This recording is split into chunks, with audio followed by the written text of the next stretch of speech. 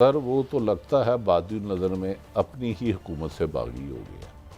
ये गालबन इनका अपना जहाज़ भी है बादी नज़र में, जो मेरी इतला था, मुझे कन्फर्म नहीं है। और पहले गालबन इनको वज़ीर-ए-आज़म बनाया भी नहीं था। दर हकीकत हमारे पॉलिटिशियन भी पहले ATM ढूंढते हैं। कोई भी हो पॉलिटिशियन, मैं किसी एक का नाम नहीं ले रहा, उसके अरबों रुपए यार भट्टी साहब, ये मुझे बड़ी बड़ी आपने दुख वाली, मुझे ये बताएं कि इस सरमाए के जबर से और मोस्टली ये जहाँ पर खैर से काला ही होता है कि मैं किसी एक बंदे का नाम नहीं ले रहा, इसके जबर से कभी जमहूरियत आज़ाद होगी? इसीलिए तो कायसा जमहूरियत खालस नहीं होती। मैंने कहा सबसे ज़्यादा सामान जाली नहीं होता, घी जाली नहीं होता, जाली मेडिसिन नहीं होती, इंसान जाली होता है, जो इंसान मिलावट करता है। एक आदमी, आप है खरबपति आदमी, आप मेरे ऊपर 5 करोड़ रुपया लगा रहे हैं, मैं कादी के चूम रहा हूँ, हाय मेरा कादी काका, मेरा नोना, मेरा पाला, मेरा लादला, 5 अरब लगा दिया। अचानक ही कहता कादी तू बड़ा फराडिया आदमी है, तू तो दिहाड़ी लाना चाहना, 5 अरब रुपया अब्बे का समझ के लवाया ही। ये सब के पास असामिये हैं, सब के पास, हर बड़े ताकतवर के पास असामिये हैं। लाहौर में कमर जवेद बाजवा साहब रिटायर्ड हो गया, उनका एक अजीज़ है, पता नहीं मिठा या मिठू, मुझे नहीं पता। मैं उनके कभी आज आपको किसे सुनाऊंगा ब्रेक के बाद, और उसे आपने काउंटर चेक करने हैं।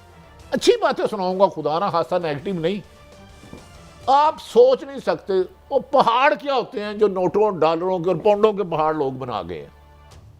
देखें, जायज़ तरीके से कारोबार करें और सारा कारोबार तो यहाँ जायज़ ही होता है।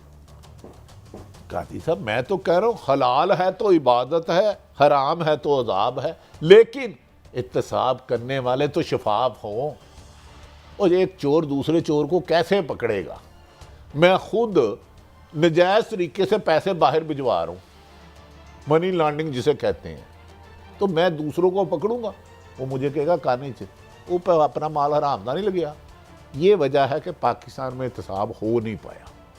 इमरान खान के दौर में भी एहतसाब स्वाए मुस्लिम लीग पीपल्स पार्टी की बजाय क्रॉस दी बोर्ड होता तो उसके नताइज अच्छे निकलते। इमरान खान ऑनेस्ट था, ठीक था। अच्छा भट्टी साहब, आज इत्तेफाक से कोई हमारे साथ मेशदान नहीं है, लिहाजा तो मेरे नाल ही गुजारा करना पड़ेगा। बात यह है कि ईद की ख़रीदारी में रिकॉर्ड कमी हुई है और इकॉनमी श्रिंक करती है, हमें नज़र आती है। अभी माइनस में तो नहीं गई, लेकिन 0.5% ग्रोथ रेट। ये खान साहब के दौर में आखिरी जो दौर था, जब बहुत बुरा दौर था, उसमें 6% पे ग्रो कर रही थी, और अब ये 0.5% पे आ गई है। जी आप करेक्ट कर दें भाई, क्या था उस दौर में, आप क्या कह रहे हैं? 6% तो था ना इमरान खान का, जो IMF और वर्ल्ड बैंक को बताया गया था कि अगले पैसे दें, वो 6% वही इमरान खान का कोट किया गया था IMF के सामने।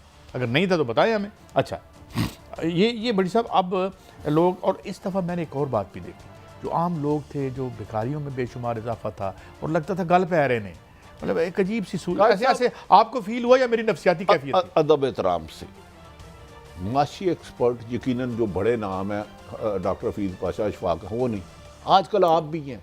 खुदा की कसम, जिस तरह गुर्बत और महंगाई, कत्लो गारत आम शहरियों को कर रही है, ये है सारे।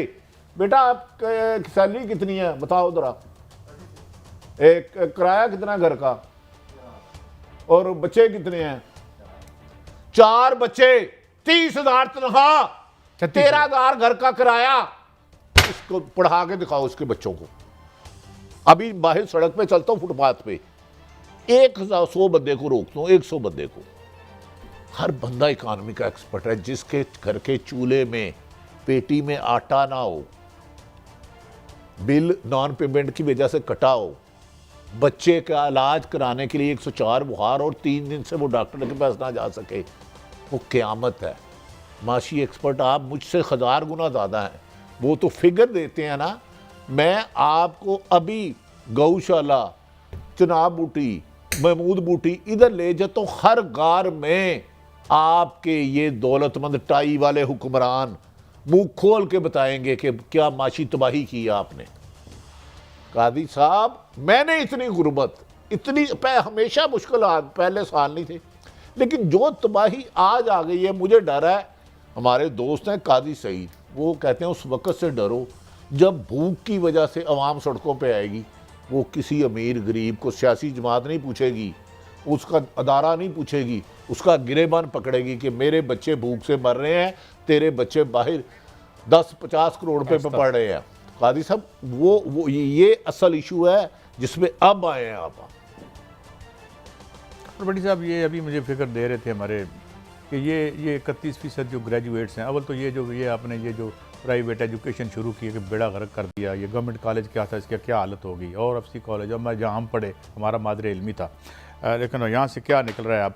लेकिन बात यह है कि लो एम्प्लॉयबिलिटी ऑफ ग्रेजुएट्स के नाज़रीन, ये डान की खबर है, ये आपके सामने है।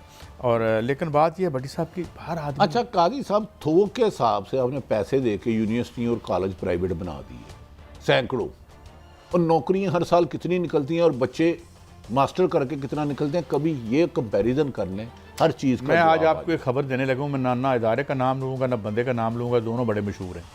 वो साहब टीवी पे होते हैं आजकल, किसी ज़माने में वो कुछ तालीम भी दिया करते थे अपने तय।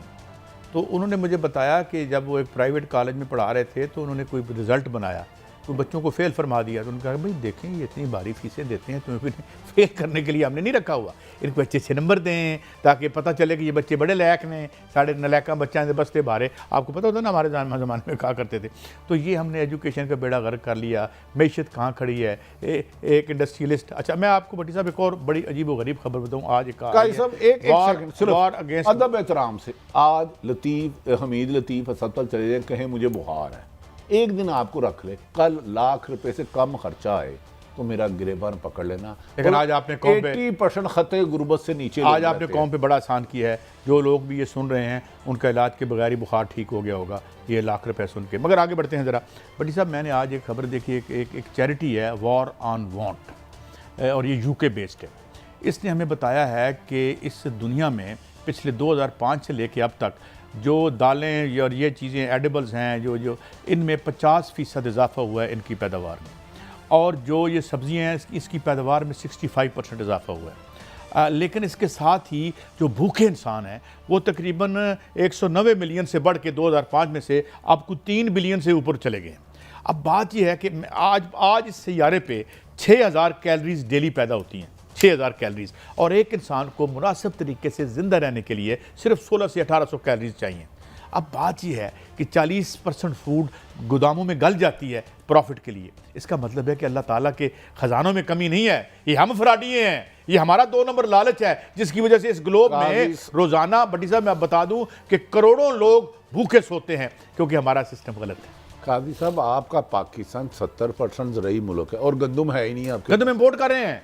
तो ये हाँ, एक और मैं बात बताऊं, अल्लाह ने तो आपको हर नेमत से नवाजा है। इसी रिपोर्ट में लिखा था कि जो एक बहुत बड़ी मल्टीनेशनल है, सैक्स समथिंग उसका नाम है, तो उसके सट्टे की वजह से जो गंदम पे फ्यूचर में सट्टा होता है कि गंदम कल अगले साल पैदा होनी है तो मैं खरीद होने ली है मुनाफे के लिए, ये इसे कहते हैं फ्यूचर जो ट्रेडिंग। ज़हीरा अंदोदी कहते हैं तुसी अंग्रेजी चैनल को नहीं, आज ये पैदा नहीं हुई, आप गंदम लगाई आपने, मैंने आपकी कीमत अभी लगा दी, अच्छा वो रख ली। अब एक गोल्डमैन सैक्स उसका नाम है, ये आज मैंने रिपोर्ट पढ़ी है कि गोल्डमैन सैक्स ने इस सट्टे के जरिए दुनिया में जो गंदम की कीमत है उसमें 40% इजाफा हो गया। अच्छा इसका देखें ना, अल्लाह के खजानों में कोई कमी। और सबसे बड़ी मिथ ये है कि ये आबादी बढ़ गई है, आबादी बढ़ती है तो हाथ बढ़ते हैं, हाथ बढ़ते हैं तो मेहनत होती है, और मेहनत हो तो दुनिया जन्नत बन सकती है। देखें वेले भाई जे बंदे साहब आबादी कंट्रोल होनी चाहिए सिर्फ 1 सेकंड, लेकिन अल्लाह ताला कहता है जब भी मैं किसी इंसान को दुनिया में भेजता हूँ उसका रिज़्क साथ भेजता हूँ, लेकिन चंद माफिया 90% लोगों का रिज़्क खा जाता है। बट्टी साहब एक मैंने आपसे आखिरी बात करनी है और मैं उस पर बात जाता हूँ।